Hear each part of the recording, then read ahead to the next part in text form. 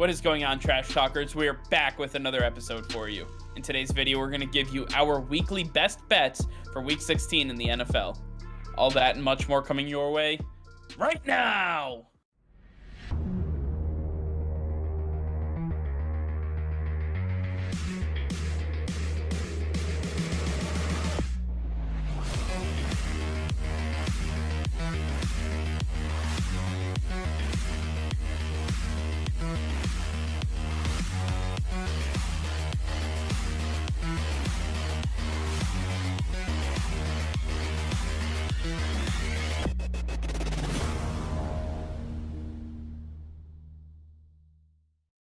Hey Trash Talkers, over 85% of you are still not subscribed to the channel. Please be sure to hit that red subscribe button and turn on notifications, as it will help us create more daily content for you. Thank you and enjoy today's video.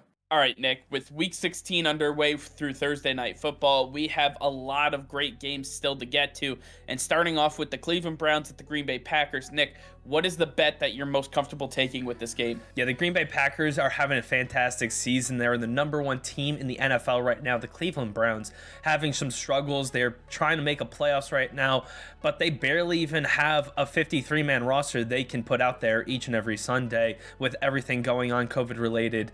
The Cleveland Browns, with all of their issues, I'm betting against them. I'm taking the Green Bay Packers at -7.5. I believe that the Green Bay Packers should easily be able to cover the spread. For our next Saturday football matchup, we see the Indianapolis Colts taking on the Arizona Cardinals. The Indianapolis Colts coming off of that massive victory against the New England Patriots, and they have been red hot as of late, especially on the tails of Jonathan Taylor, really taking it to every team that he comes across. Right now, the Arizona Cardinals do not look like the former #1 NFC seed. They look more like a team that should barely be hanging on for the playoffs, and I think this is going to be another case where the Arizona Cardinals are going to be outclassed and outmatched. I think the Indianapolis Colts are going to be able to get it done in the desert, and I'm going to take the Colts at +1 in this matchup. I think they have a really solid opportunity to take it to the Cardinals, and they are very susceptible to a game like the Colts play. Moving over to the 1 o'clock matchups on Sunday, we start off with the Baltimore Ravens taking on the Cincinnati Bengals. These two teams are trying to solidify themselves as the best team in the AFC North. Joe Burrow's injuries are definitely hindering the offense right now, and Joe Mixon's injuries definitely do not help the situation. The Cincinnati Bengals, with all their issues, I believe they're going to leave this a close game, and the Baltimore Ravens, doesn't matter if it's Tyler Huntley or any other quarterback, to me, the Baltimore Ravens will be able to put it together against Cincinnati. I'm taking the Ravens at +3. I believe they'll be able to cover the spread. Next up, we see the Buffalo Bills taking on the New England Patriots and what is going to be the game of the week. The Buffalo Bills really coming off of that massive victory that they had over the Carolina Panthers, but 2 straight losses before that, and one of them to the New England Patriots. Now it's time for a little retribution, but not so fast. You still have Darth Hoodie over on the other sideline. You still have Bill Belichick and the New England Patriots, who are currently the leaders in the AFC East, and they are going to do absolutely everything in their power to stop the Bills from winning this game. The New England Patriots need to win this game, and all they need is the Miami Dolphins to lose. They clinch the AFC East. So the entire power rests in the hands of the Patriots. When they're in this spot, they are almost unmatchable. I like the New England Patriots at -2.5. I believe they're going to be able to get the job done against the Buffalo Bills for a second straight time, and Bill Belichick will be able to sweep Buffalo for a unprecedented 15th time in his NFL career. Up next, we have the Detroit Lions taking on the Atlanta Falcons. The Detroit Lions putting a ton of players on the COVID-19 list this past week. They're going to be missing a lot of players, Jared Goff included. As for the Atlanta Falcons, they have Cordero Patterson, Kyle Pitts, and Russell Gage, who has been coming on strong lately. The Atlanta Falcons are at home. I believe they should be able to have a nice victory over the Detroit Lions this week. I'm taking the Atlanta Falcons at their -6 spread. I think that they should be able to cover. We go from one bad game to an even worse game with the Jacksonville Jaguars heading on up to East Rutherford, New Jersey, taking on the New York Jets. The Jacksonville Jaguars and the Jets, that's right, you don't even see a number there. That's because Vegas has this as a pick 'em. That means they don't know who the hell to pick, so why should you? And at this point, I'm not taking either one of these teams. They're both going to lose, but when it's all said and done, there does have to be a winner or at least a tie at some point, and I'm going to take the Jacksonville Jaguars. I'm going to take them at their money line. I think this is the best opportunity. There's nothing more than the Jaguars can do right now other than the Jets are simply not healthy. They're the most injured team in the NFL. They have the most players on COVID right now. It's just all bad for the New York Jets. The Jaguars just seem to be the healthiest team in this matchup. That's why I choose them to win. Next up, we have the Los Angeles Chargers taking on the Houston Texans. The Los Angeles Chargers, without Austin Eckler as it stands, he will be missing due to COVID protocols. And that means Justin Jackson, Joshua Kelly, these guys are going to have to step up if the offense is going to have a nice run game. We know the pass game is there. We know Justin Herbert's going to have a nice day against the Houston Texans. But I'm expecting that this is going to be fairly close because the Chargers defense has been the story of their season. They have not been able to hold up their end of the bargain, and we see them struggling from it. I could see Davis Mills and company really being able to put together some nice plays. I think that this is going to present a problem for the Chargers defense, and it's going to be really close. When we look at the Texans being plus 10-point underdogs, I can't say that the game is going to be separated by all that much. I'm taking the Texans at plus 10. Next up, we see the Los Angeles Rams taking on the Minnesota Vikings. The Rams coming off of a back-to-back nice victories and really starting to get things going. I think the Rams are starting to hit their hot streak right at the right time, and it comes at the hands of the Minnesota Vikings. The Vikings who really are going to be without their best playmaker, as Dalvin Cook will no longer be available for this game. It looks like it's going to be Alexander Mattison and Justin Jefferson. Still no Adam Thielen as it stands right now, and if you don't have your entire gambit ready to go for the Los Angeles Rams, they will take advantage of it. And this poor offensive line against Aaron Donald and Von Miller, who had his coming out party, I believe the Los Angeles Rams are going to absolutely trounce the Minnesota Vikings. At the end of the day, the Rams are going to win this one. I'm taking them at minus 3.5. Up next, we have the New York Giants taking on the Philadelphia Eagles, a great divisional matchup.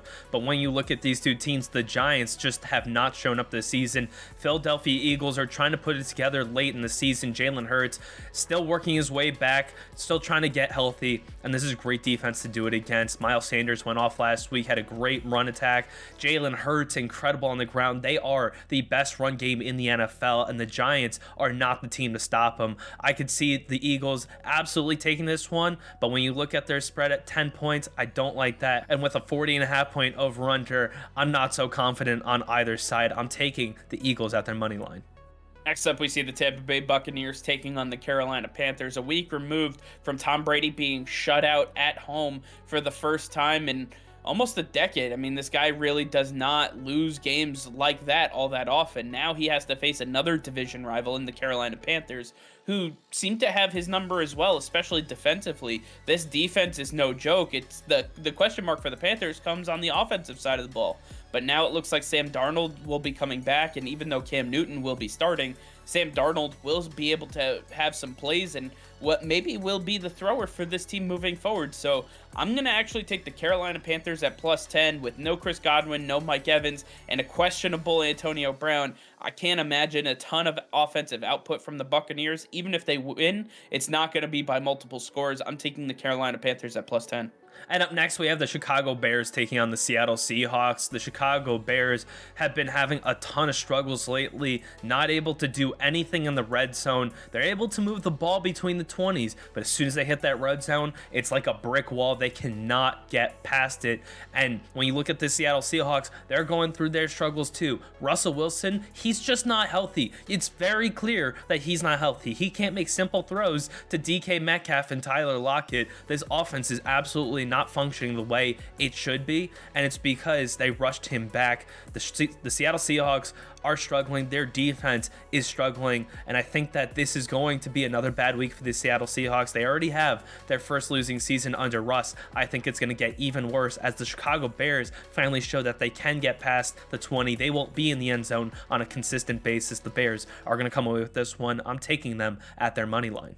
Next up, we see the Denver Broncos taking on the Las Vegas Raiders. The Denver Broncos without Teddy Bridgewater in this one, so they'll be starting Drew Lock. And then the Las Vegas Raiders, well, who knows who's going to be playing for this team, as either somebody's making headlines or somebody's out. It doesn't matter with this team.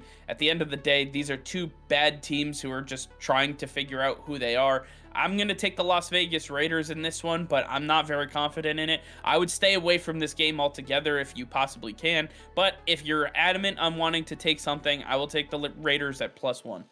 Up next, we have the Pittsburgh Steelers taking on the Kansas City Chiefs. The Kansas City Chiefs, we're not sure if Travis Kelce or Tyreek Hill are going to play in this matchup, and that's a big deal because if they can't go, there's really nobody that Patrick Mahomes has to work with outside of Byron Pringle, DeMarcus Robinson, Mecole Hardman. These guys, you got CEH on the ground, but this run attack is definitely not going to lead them the way with TJ Watt and Minkah Fitzpatrick on the other side. This is a very, very strong Steelers defense. Their playmakers are coming out big for them this season, and they're the reason that they are still in the playoff picture. The Kansas City Chiefs may be the best team in the AFC right now, but that does not mean that they are safe from the Pittsburgh Steelers. The Steelers are going to come to play. At the end of the day, I think the Kansas City Chiefs are going to be able to pull out enough stops, be able to get enough points over Big Ben and company, and the Kansas City Chiefs will come out on top. I'm taking Kansas City at their money line. Next up, we see the Washington football team taking on the Dallas Cowboys in an NFC East divisional matchup. The Washington football team has had a lot of struggles over the last couple of weeks, and all at the hands of other division rivals, including one game against the Dallas Cowboys. Now, this one taking place in Jerry World. The Washington football team, hey, you got Taylor Heineke back, but this team is still in absolute shambles. The Dallas Cowboys, they haven't looked great on offense, but their defense is arguably one of the best in the NFL right now. So when it's all said and done, Washington's not going to be able to score points. Their defense doesn't really stop offenses from scoring points. Yeah, I'm going to take the Dallas Cowboys at -10.5. I'm pretty confident on that one because the Dallas Cowboys need this to be a get-right game for their offense. They need this opportunity going into the playoffs, and it's going to come at the expense of the Washington football team. And for our Monday Night Football game, we have the Miami Dolphins taking on the New Orleans Saints. The Miami Dolphins on an incredible run lately. The New Orleans Saints still holding on. Big win over the Tampa Bay Buccaneers. This is going to be a close game. And as we see, Vegas has it close, 1.5 point spread with a 37.5 point over-under. Vegas thinks it's going to be low scoring, and so do I. I don't know which team's going to come out on top, but I know I'm taking the under on this matchup. There's no way that Taysom Hill and Tua Tagovailoa are going to put up more than 37 total points. Yeah, this is just a terrible game for our final Monday Night Football matchup. I don't like a lot of these games. You know, we talked about how some teams are just going to outclass and outmatch these other teams. We have some good games, though, with the Buffalo Bills and the New England Patriots. You can talk about the Buccaneers and the Panthers. I think the Steelers-Chiefs is also going to be a really good game. So you have great games in there. If your team isn't playing or if they're not playing a great game, these are some of the games you might want to watch out for. All right, well, that's going to be all for now. Thank you all for watching. Be sure to like this video and subscribe to the channel if you haven't already. Hit that notification bell. We go live every single day. That'll be all. Peace and love.